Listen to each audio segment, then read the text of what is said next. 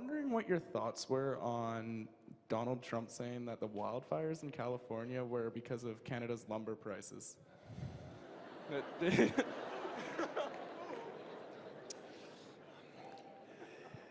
Yeah. Okay. Canadians expect me to do two things in regards to Donald Trump. The first one is make sure I have a constructive relationship with the American president, because the relationship we have between Canada and the United States is extraordinarily important. $2 billion worth of goods flow across our border every given day, and we know that that is something that is a huge piece of our prosperity, and that's why having been able to secure this new NAFTA and make sure that we are still good with our most important trading partner was a really big deal. So that's the first thing, have a constructive relationship with the president. The second thing that we Canadians expect of me is to consistently stand up for Canadian values and Canadian interests with the American president, with Americans, with everyone around the world. And those are the two things that I focus on with President Trump. I try not to weigh in on various things that he says as a matter of course. I'm very much focused with what we're doing here in Canada. I can tell you that the wildfires we've experienced here in BC have been significant challenges. The extreme weather events that are cropping up with increasing frequency require a tremendous amount of coordination between various orders of government, and we have great working cooperation with the Premier of BC. I also will highlight that the continued challenges around softwood lumber is something that I keep raising with the president. As to any links between fallen logs and brush fires, I will defer to experts. I just want to ask, how was your tour in India? Sorry, it's just about once in a lifetime chance, so I just want to take it. Listen, it was... I heard in news that it wasn't good. Is that right? It depends how you look at it. We did a number of good things on that trip. We deepened some of the people-to-people ties that we have between Canada and India. There are many, many Canadians of Indian origin who felt that trip did bring very positive connections together. There were some challenges on that trip as well that if we had to do it again, we might not repeat. But at the same time, we had some very, very positive economic investments. We had some jobs created, and it was a trip that happened. Thank you. My question is regarding the settlement of refugees. In July 2017, a child named Marissa Shen was found dead in a public park near her home in Burnaby. Last year, police charged with murder a 28-year-old man named Ibrahim Ali, a Syrian refugee who had come to Canada 3 months before Marissa Shen was killed. In an interview you did with Maclean's, the interviewer said, quote, "A lot of people say that if it hadn't been for the surge in Syrian refugees after the 2015 election, this guy would not be here." To which you replied, "I'm not one of those people who says that." My question is, can you guarantee that Marissa Shen was not killed by a Syrian refugee who came to Canada after you were elected? And if not, what in your opinion is the acceptable number of Canadian lives lost as a result of your policies on refugees? So I told you we were going to hear from a wide range of perspectives, and I think I understand your concerns, sir, and I understand the frustration. Violent crime and what Marissa Chen's family has gone through and what the community has gone through, any violent crime, any violent murder is a terrible tragedy, and we have a judicial system, and we have a process through which to go there. But the generalizations and the danger that we get in tying things like immigration policies to incidents like this is something that I don't entirely know is helpful or useful in a diverse, pluralistic, inclusive society like ours. The safety and well-being of all Canadians is at the forefront of our responsibility as government, responsibility as a society, and we need to do everything we can to keep all our children safe. But to set up a false dichotomy that says, well, part of everything we need to do to keep Canadians safe is to keep people from a way out of this country is simply not the way we are as Canadians. It has not been the story of this country.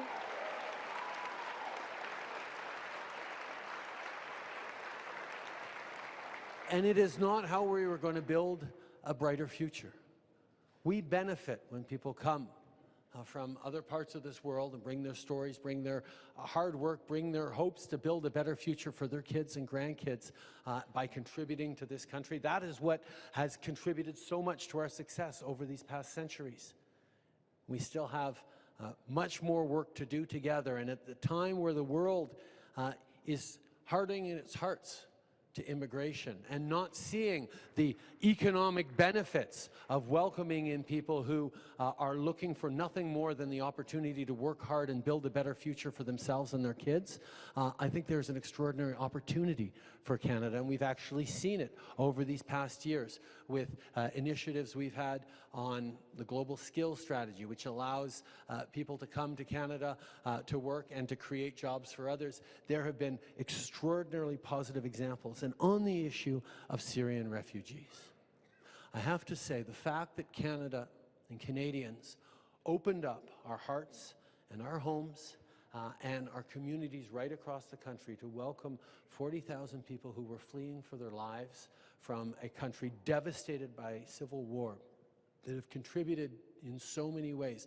to making this country a better place, is something that I think we all can be proud of. We all can be grateful of the generosity of the many church groups, community groups, families who opened up their hearts and homes to welcoming people who were fleeing for their lives and wanted nothing more than to contribute to a better country. And that's something we should all be proud of. My name is Tilly. I come from the Statium Nation, and I come here with my prayers, and I come here with my ancestors. And today, I want to ask you, what are you going to do to stop oppressing and holding our people under your colonization? When are you going to give us our rights back? When are you going to start giving a about who we are as people and not seeing us just for our land? Thank you for your question, Tilly. Canada has a long and terrible history in regards to Indigenous peoples. We have consistently failed as a country to live up to the original spirit and intent of the treaties. We have not treated Indigenous peoples as partners and stewards of this land. We have marginalized, behaved in paternalistic, colonialistic ways that has lacked respect for the First Peoples as the stewards of the land. We have much to apologize for and much to work forward on together in respect. Okay, so yesterday afternoon, I had the opportunity of sitting down in Ottawa with the leaders of self-governing and modern treaty First Nations. Nations that had made their way out from under the colonial relic that is the Indian Act.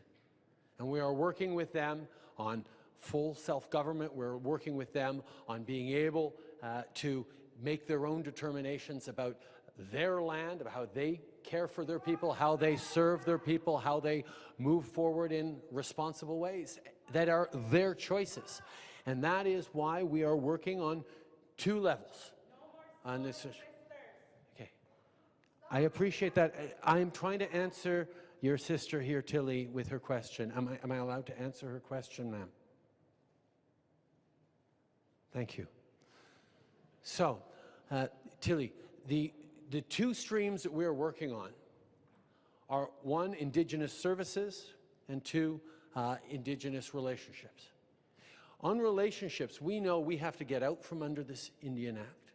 We need to move to a place where you are in control of your communities, control of your territories, control of your future, control of your children once again, control of your destinies that has been, through generations and centuries in Canada, taken away from you.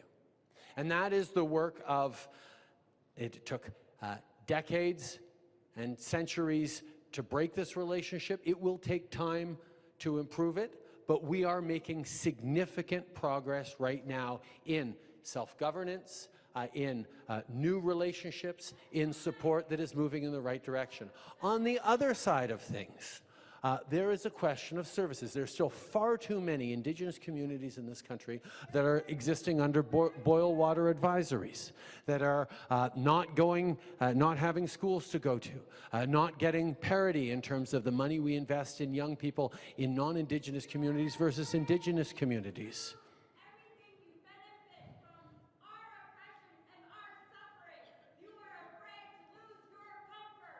No, I'm not, Tilly.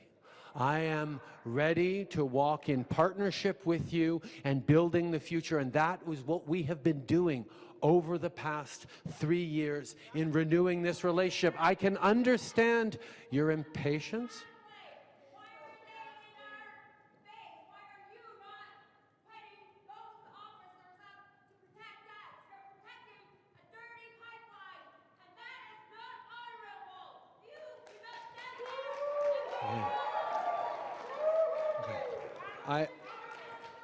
Okay.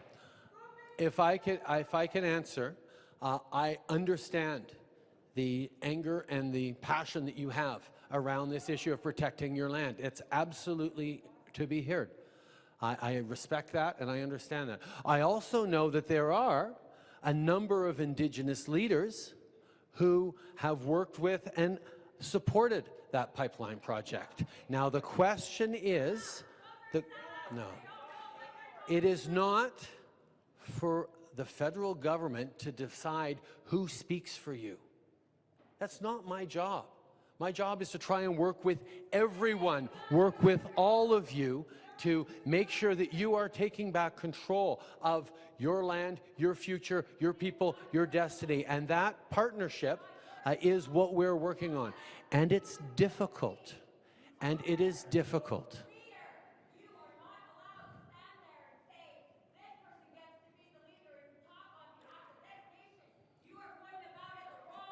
That's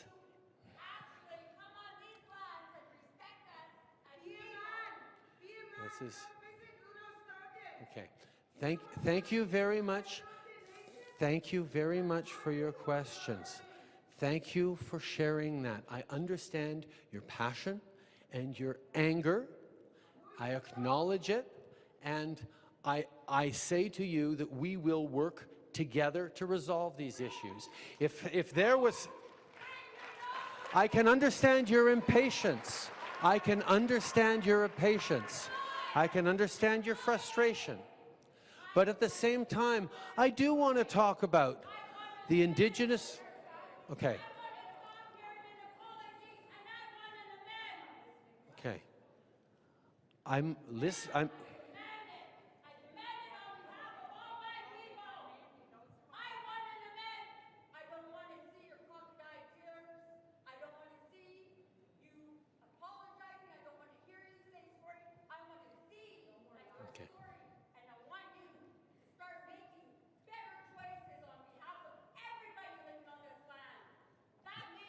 That is, okay.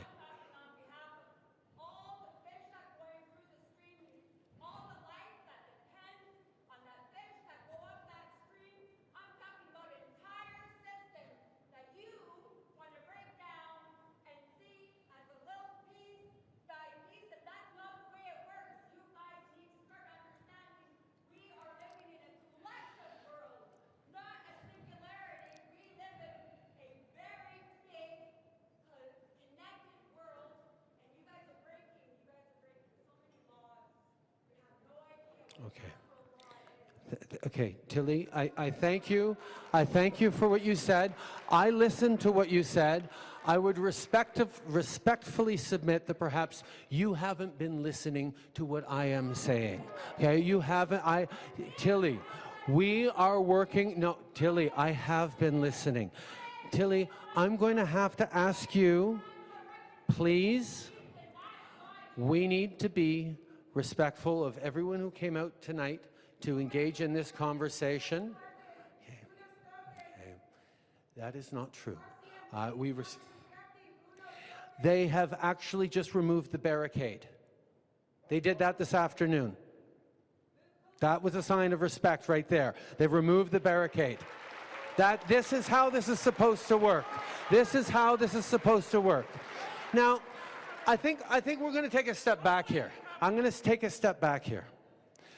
100 years ago, when the railroads were laid down, nobody checked with Indigenous peoples. Nobody checked with the people who had lived here for millennia whether or not we could throw a railroad down in a given place.